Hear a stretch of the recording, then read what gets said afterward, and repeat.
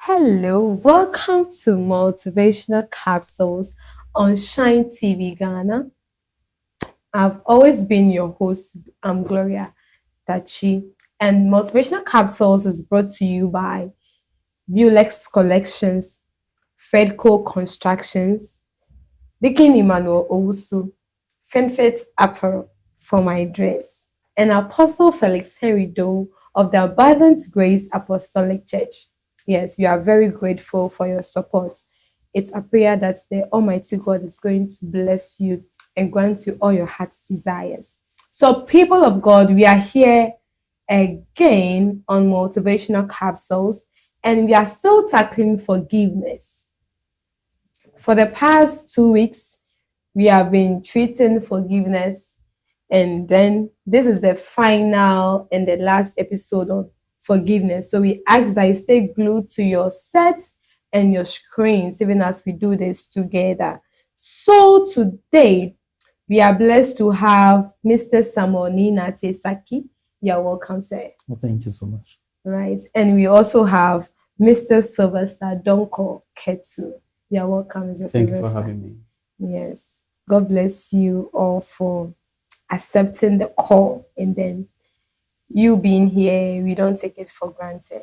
So tonight or this afternoon, we are doing forgiveness and relationships. You know, there's some people who they intentionally comes into your life to torment you. And today yes, today we want to know whether we are to forgive those people. If yes, how can we forgive those people? Because there are people that you forgive them today, tomorrow they'll come again. So should they be continue? This is a question someone is asking. So stay tuned. Call a friend to call another friend. Maybe somebody has offended you. Call that same person who has offended you to join us on Shine TV Ghana on the motivational capsules. All right. So, Mrs. Samuel, can forgiveness fix a broken relationship?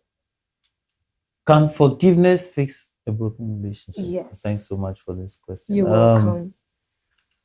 To commence with this question, I'd like to say that the relationship was broken in the first place because of unforgiveness.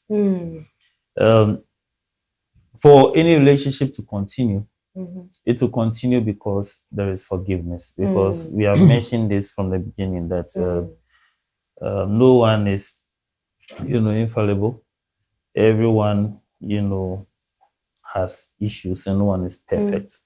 So you are moving together in the first place because you have imperfections, and the other person also has imperfections. As you move together, you're able to complement each other, handle each other's weaknesses, and then you're able to move far. There's a saying that if you want to travel fast, you travel alone.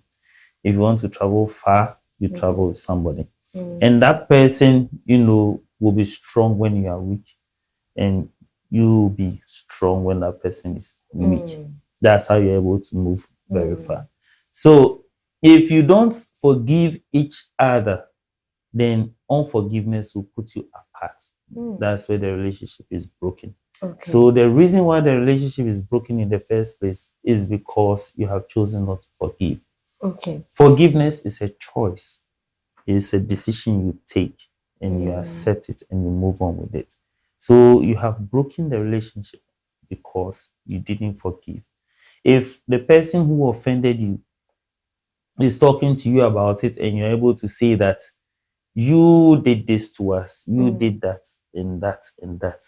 Actually, the truth is, you the one telling the person who did that is the one breaking the relationship. When you truly care, or you truly want to be in a particular relationship, nothing is able to destroy it. Okay.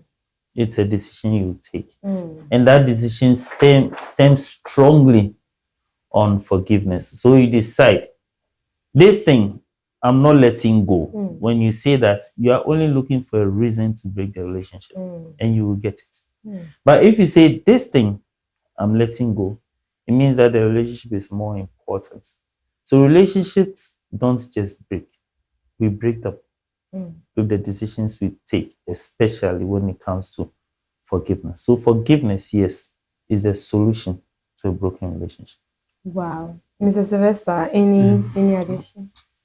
Okay, so forgiveness can and should, fix a broken relationship in a sense that I think it is out of offense that relationship gets broken. Okay. So if somebody has seen the need to, ask for forgiveness, and you know, as a human, would also want to accept to forgive the person, and I think forgiveness should be able to fix whatever relationship that you people had that was broken in the first place. Okay, so Mr. Sylvester, to you again, has anybody offended you before? Oh, I'm a human, and even God has been offended in so many ways. And let me say that every single person would be offended. It will come. It will come. I have been offended in many ways, and I have also offended people. I have been offended. From my parents, from my siblings, from my wife, even my little kids, and the extended family, both maternal and paternal. Everybody, almost everybody has offended me. In the same way, I've also offended almost every one of them. That makes us human. We are humans, and we can't find ourselves in a perfect environment. Anybody who finds him or herself in a perfect environment, only have a set of people who are only pretending. There's no environment that one will not offend the other. Even our elders have a saying that the teeth and the tongue even fight. How much more, people who live, in a place or in an environment. I have been offended, and I'll continue to be offended. And I have offended people, and I'll continue to offend them. Whether I am aware or not, offenses are really going to come. But the most important thing is that when offenses come, look beyond the offense. I have always looked at offense in a way that whenever there are offenses, I don't look at the one offending me. I look at who is behind those offenses. Okay. Because naturally, as people of God, we will not just get up and do things to hurt the other. Somebody somewhere, of course, Satan would always influence people to offend us. So always, I look at the person behind. If the person is not mature in a way, I look at how to, deal with the person. And let us also know that most of the things that we think offend us are things that are coming from people that, in a way, they love us. Because when other people do certain things, we take them for granted. We just brush over it. But how much, how much we are offended when somebody closer to us offends us? Or how much we are so much hurt when people closer to us offend us? So if you ask me, I've been offended severally, and I've offended people so many times. They'll continue to offend me. I'll continue to offend people, whether deliberately or not. So, Mr. Samuel, has anyone offended you before? Before, yes, and it still happens. So how do you take it? I decide that I'll not be offended even when I'm offended. Yes, because I always say that offense is like hot water. You put an egg in it to boil, it will become hard. You put coffee into it, it will melt. You put yam into it, it will become soft. The one taking the offense, the way they react to the offense is what matters, but not the offense itself. It is a situation that is there. It is like a constant that will be happening. Now you, the one getting the offense, how do you react or how do you handle it? That's the most important thing. So we don't look at the offender, you look at yourself. And trust me, when such things are coming, offenses doesn't really come from the offender. It comes from you who is being offended. Because I can see you right now and say, oh, this your makeup, or you are looking good. And then you listen to me, and then what you are hearing is he's making fun of me. You get it? Maybe I'm genuinely saying it. Or yes, I'm making fun of you. But whichever way you take it will put you into the offense bracket or keep you out of it. So it is very, very important that we, the ones who are being offended, we have bigger control than the one who is offending you. The one who is offending you, somebody can actually decide to offend, insult you, say something to make you angry. And then you look at the person and you smile and you say, wow, I take it as a compliment. You leave there happy, the person leaves there sad because they are not able to achieve whatever they want to achieve. If they are able to also achieve, you say, I want to make this person happy, and the person is happy, you receive it. So you, the one who is getting offended, make sure that your attitude of receiving it is where it will make you happy, not where it will make you sad, because the person will get that chance. Okay, so I want to share my own story. So there's this friend of mine. I used to trust him, let me say. Yes. I talk to him about everything. I tell him everything without even thinking about it. It's a he. Yeah. It's a he. Oh, okay. Yes. So yes, we were that close. When I was in school, primary school, I used to go to his school, and sometimes he'll buy food and then we eat together. That was how close we were. But okay, some years back, like 3, 4, 5 years ago now, something happened and he said something to me. I felt like, no, he is so much used to me. That's the reason why he has said that to me. And I am really, really, I got offended that, he said that to me. So I decided that somebody like this, I'm not going to talk to him again. In fact, I'll not even trust him with anything. So with that kind of a decision I have taken, my question is, how do we rebuild trust? Yes, how do we rebuild trust after forgiveness? Yeah. Okay, so let us not take it as we should not be offended when people say bad things or when people do things to us. We will definitely be offended as long as we are human beings. But how we take the offense and how we react to it is the problem. Okay. No matter what it is, when somebody does something, it will hurt you. Imagine somebody cuts you with either a knife or a blade or any sharp object. It will definitely hurt you. Sure. It doesn't mean that once somebody said, once we are talking about offenses or so, no, there's no way one is going to be offended. No, you'll be offended. But how you take the offense is one thing, and how you react to it is another. One, what did the person say to you? Has the person been saying these things to you from the time you were friends, or he just said it out of sarcasm or out of making fun of you, or he really meant what he was saying? If you know who the person is and know that this is what the person is saying is out of making fun of you, or he really means it, then you know how to react to it. Building trust in somebody is a choice you need to make. You may not have any issue with somebody, but it doesn't mean that you should still trust or build trust with a person. Okay. You may have issue with somebody, but because you know the caliber of a person that you are dealing with, you can still mend it, talk about the offenses, and then you'll build a trust with the person again. So it's not as if we should not be offended. We will be offended. But how we take the offenses and how we react to the offenses is what really matters here. Okay. Okay. Mr. Samuel. I would like to also add a little.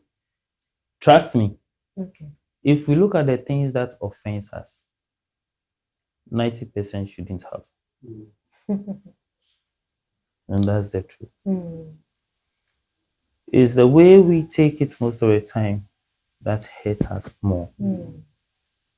If somebody tells you, "Oh, they will tell you, Papa," and then you become offended. For you know, the person is reminding you need to study more. But we didn't hear it that way. Okay. So when the offenses come, now you need to find a way to correct it. I don't know what the person said to you, but maybe if you rethink it, there are about 3 at least ways you can take it. Yeah. And one of them could have made you not to take an offense. At least one of them. So there is something I always say, that I try to be slow to act, especially when I have a negative feeling about something. I think about it 3 or 4 times. Before you do your 4th scenario, you might have calmed down. The heart you are using to receive that word has changed, or that situation has changed, and you will be able to find a positive response to it. It also helps when it comes to forgiveness, and you realize that you're able to forgive completely. Sometimes you're able to say things like, "No, this one, he doesn't know what he's saying." He doesn't. Although he keeps doing that, but I think he's very ignorant. My life will show him what I'm really about. So you don't carry that offense anymore. But like I always say, the best way to have revenge on anything or anybody is to improve yourself. And that is what, when the person sees that, no, I judge this person wrong. Yeah. So I agree with you on that. So what the person said when you are a child, okay, so during that time, some years back, like 10 years ago, or even more, 10, 12 years ago, I was going through some trauma, and I'm like, I won't go to school again. And the person was like, she won't go to school, she will be doing this. Like, she was literally saying certain things I felt he shouldn't have said it, because yes, he's older than me. And since you're older than me, you don't know what I'm going through. So even if I've told you that I don't want to go to school again, I was expecting him to talk to me in a very cool way, whereby I wouldn't have been offended. But the way he said it, I'm like, so it means he's not even looking for anything good out from me. He's expecting me to be doing this. Me, I said I won't go to school, so I'm expecting you to be begging me. Or yes, I was expecting that from him. And then he's saying this to me. So I'm like, because of what this man said. So later on, growing up, I really thought about it, because since that day, anytime I see him, I don't want to talk to him, because I'm like, if I talk to him, he's going to use that word on me again. So I didn't want to get close to him again. So I would say that broke our relationship. I still talk to him, all right, but not like I used to. But one thing, that thing helped me. I was thinking about it. I'm like, he thinks you cannot go to school. He thinks you can't do anything. Prove him wrong. So I took my diary, and I'm like, no, I want to do this. I want to do this. I want to do that. And so I went back to school, and then by the grace of God, I am out of school, and I am who I am today. So I believe that if not what he said, I might also be like, yes, it's my decision. I don't want to go to school. And maybe it would have affected me. So I would say it's somehow a right decision I took, but then I've learned my lessons about forgiveness. So I have genuinely forgiven him. Yes, I have genuinely forgiven him. So please, sometimes when it comes to our parents, those close to us, especially our mothers, when maybe their husbands offend them, or maybe our fathers offend our mothers, sometimes they bring it to the kids.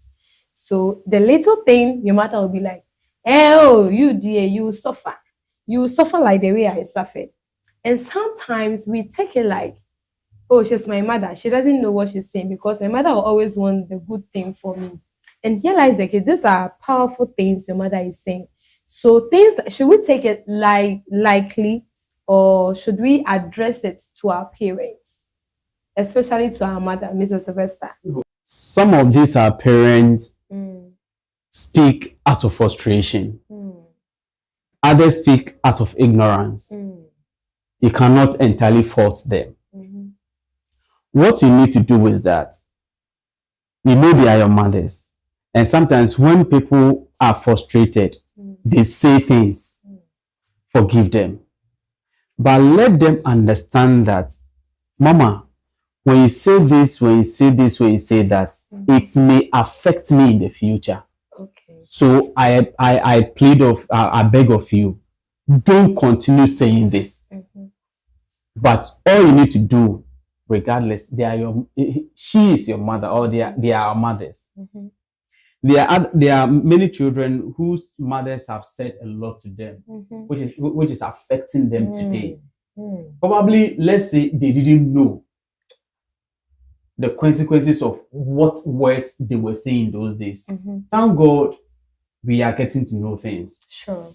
People are explaining the Bible to us. Yeah. People are getting to let us know the effect of negative words.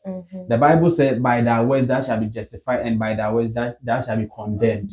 That is according to Matthew 12:37. So words have, power over our destinies. So if your parents continue telling you things that they don't need to tell you, it will not be well with you tomorrow. You become this, you become that. Don't take them lightly. Okay. Approach them. Tell them the consequences or the end result of their negative words in your life. But in your heart, forgive them. Don't take your mothers to heart.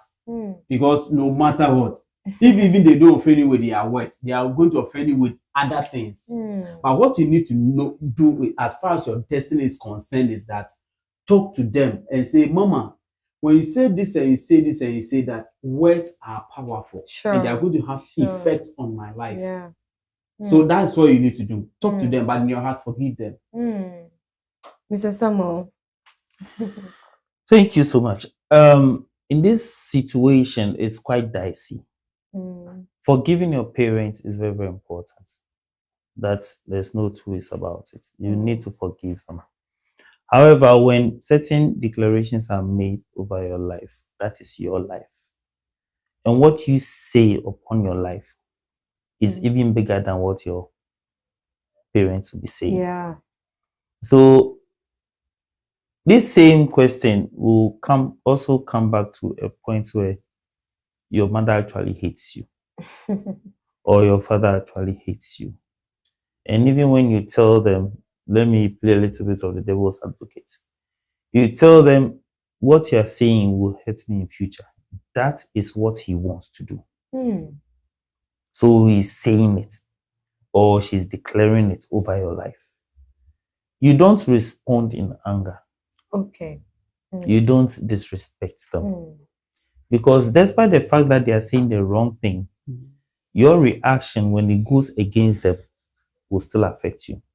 Bible says, honor thy mother and father, and your days will be long on earth. It doesn't say that you should honor your mother, a good mother, and your good father. It says, honor your mother and father. So no matter the situation, yes, when you dishonor them, your days will not be long on earth. So whatever they say to you that you don't want, you can tell them, Mommy, this one I reject it.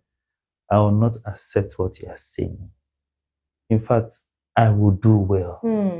I will do well and I'll take care of you. You know, if you don't allow your emotions to carry it, sometimes it's difficult to do away with emotions. But if you don't allow your emotions to carry it in the opposite side, but you're able to carry it in the positive side, your confessions will change your mother's confession, even when she hates you. So it's something that you have to master when it comes to dealing with your parents. It's very, very dicey. It is an area that is slippery because even when you are trying to talk to them and you tell them the things that you are saying to me can hurt me. If your mother is petty or your father is petty, they can turn it around. Me, I'm talking to you. You are also here advising me, and things will get slippery from that side. You might want to either walk off, which is dishonoring, or speak back at them, which is still dishonoring. So as much as you carry forgiveness in your heart, you speak in your mind. They don't know what they are saying. However, whatever declaration they are making at this point will not have any effect on you. And you speak to them in a calm voice. Say, this thing that you have said has nothing to do with me. I shall go over it. I shall succeed. Because remember, after Isaac has blessed Jacob and he was blessing Esau, he told him that if you become restless, being a slave under your brother will become a thing of the past. And Esau was restless, and his brother came to bow down before him. So whatever thing is said concerning your life, wherever it is coming from, if you don't accept it, immediately overturn it. Let the person who is saying it hear that you have refused it. Let them try again next time, but never be disrespectful. And forgive. When you are talking out of forgiveness, you speak clearly and reasonably, and your words will not fall on rocks. It will be established for you. So because of time, I want to ask this question. When people offend you, should you set boundaries, Mr. Sylvester? I think, it's a big yes, you know. When people offend you and you still allow them to offend you, they will continue to offend you. But one thing you need to do is that just forgive them, but don't give them that opportunity to continue offending you. Set boundaries. Okay, what did I do for the person to offend me? I don't have to do it again. Or did I give the person too much space to offend me? If that is the case, then reduce the space and then set boundaries for yourself. Don't, and in no circumstance should you allow people to repeatedly disrespect you or continue to offend you. You may not be able to hold it forever. Maybe one day you bloat, and that would be something else. So if people are continuing offending you, make sure you set a boundary for them, not to cross that boundary. If they do, I mean, try to forget them, but still continue to set your boundaries. Right. Mr. Samuel? I think that even from the onset, you should have boundaries. Don't wait for offenses before setting boundaries. But when they also happen, it's a wake-up call to you. So you make sure that you set things right so that they will not offend you anymore. There is something I always say. If people, for instance, you're an artisan and people owe you money and you allow it, they will not come to buy from you again. Sure. Because they owe you money. But if you manage to let them know that you can't owe me, I'll take my money. After you've taken your money back, they will come and buy from you again because they are not afraid to come to you. You know, so set boundaries, which you should already have, and offenses will help you see where the boundaries have to come to. So when you see them, oh, I've not said this one right. Like I said, the solution is always with you. You set the next one right, set the next one right, and you shall be able to live within your means. But offenses, no matter how the boundaries are, they will come, but make sure they are new ones, not the old ones. Make sure the offenses come, not the old ones, but new ones, he says. So this will bring us to the end of tonight's episode. So we've dealt with forgiveness. It's been 2 weeks or 3 weeks. We started with the healing power of forgiveness, and then the acts of self-forgiveness. And then today, by the grace of God, we're able to do forgiveness in relationships. I believe that we have our notes, we have jotted down things, the important things that we need in life. We have jotted all those things down. And it's my prayer that the Almighty God is going to help us, because it being said, forgiveness is not an easy something, and it's a process. So we are asking God to give us the strength so that we will be able to endure what people, all those things, all the defenses, we'll be able to endure, we'll be able to go through everything that people are going to say to us, or everything that people are going to do to us. And God being so good, this has been so interesting, and then very, very educative. So please, if you have your any question about forgiveness, we need it under the comment section, and we are here to give you the answers to whatever question that you need. This is Motivational Capsules on Shine TV Ghana. Until next time, keep taking the motivational capsules. Be positive and stay blessed.